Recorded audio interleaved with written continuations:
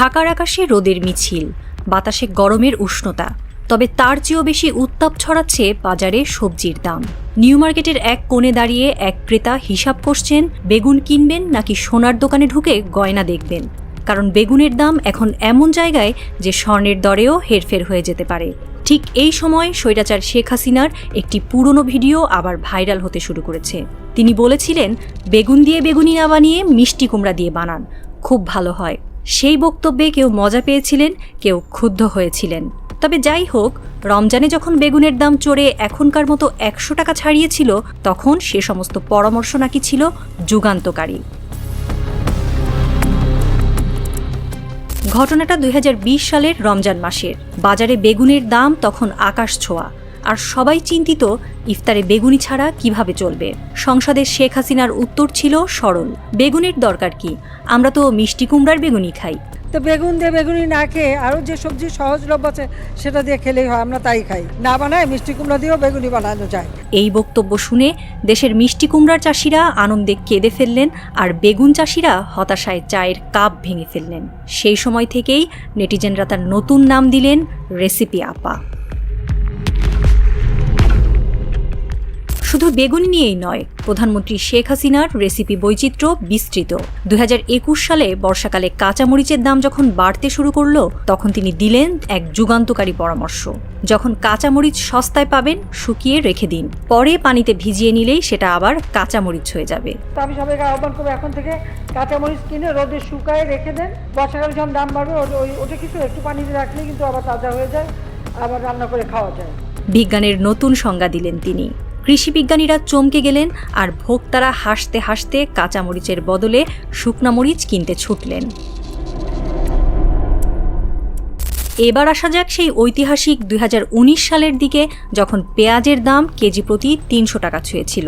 সাংবাদিকরা জানতে চাইলেন, এত দাম হলে মানুষ কিভাবে রান্না করবে? শেখ হাসিনার উত্তর ছিল সহজ, পেঁয়াজ ছাড়াও রান্না হয়, আমার বাসায় পেঁয়াজ ছাড়াই রান্না করি। পেঁয়াজ ছাড়াও কিন্তু রান্না হয়, হ্যাঁ আমি কিন্তু করি, আমি করি, তো আমাদের বাসায় করে, আমরা কিন্তু পেঁয়াজ ছাড়াও রান্না করি। এই মন্তব্যে অনেকেই কষ্ট পেয়েছিলেন, আবার কেউ কেউ মনে করেছিলেন এটা বাঙালির খাদ্যাভ্যাসের বিপ্লব। এইসব রেসিপির মুকুটে আরেকটি মণিযোগ হলো যখন মাংসের দাম চড়ল। প্রধানমন্ত্রী বললেন, মাংস না খেয়ে কাঁঠাল খান, কাঁঠাল দিয়েও কাবাব হয়। কাঁঠাল কাবাব, কাঁঠাল বার্গার, কাঁঠাল বিরিয়ানি, এক নতুন খাদ্য বিপ্লবের সূচনা হলো। আমি কিন্তু করি আমাদের বাড়িতে, কাঁঠালে কাবাব করি, মাংসের পরিবর্তে কাঁঠালটা দিয়ে আমরা ওই স্বামী কাবাব বানানো বা বার্গার বানানো, কারণ আমাদের এখন অনেকে ভেজিটেরিয়ান হয়ে গেছে।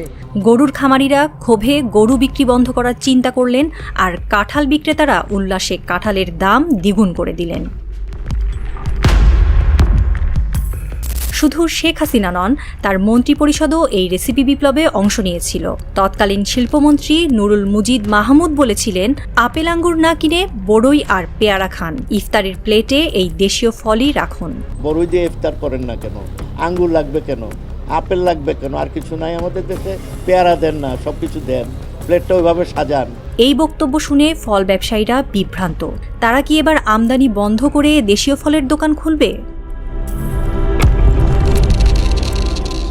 শেখ হাসিনা ভারতে পালিয়ে গেছেন, কিন্তু বাংলাদেশের স্মৃতি হিসেবে রেখে গেছেন অদ্ভুত সব রেসিপি, যেগুলো সাধারণ মানুষের ক্লান্ত জীবনে কয়েক পশলা বিনোদন, ক্লাসিক জোকস। বাজারে এক বৃদ্ধ দাড়িওয়ালা বললেন, হাসিনা এখনও ক্ষমতায় থাকলে এতদিনে হয়তো আমাদের বলা হতো, চালের দাম বাড়লে কাঠগোলাপের পাতা ভিজিয়ে ভাত খান। ভারতে শেখ হাসিনা কিভাবে দিন কাটাচ্ছেন তা নিয়ে অনেক গল্প আছে। কেউ বলেন তিনি দিল্লির এক নির্জন বাংলোয় আছেন, কেউ বলেন কলকাতার 5 তারা হোটেলে। তিনি কি সেখানে মিষ্টি কুমড়োর বেগুনি খাচ্ছেন, অথবা 5 আগস্ট সামরিক হেলিকপ্টারে ভারত পালানোর সময় লাঞ্চে কি কাঁঠালের বার্গার কিংবা কাঁঠালের কাবাব রেখেছিলেন মেনুতে? উত্তর জানা যায় না। এখন দেখার বিষয়, ভারতীয় জনতা হাসিনার রান্নার রেসিপি কতদিন সহ্য করে।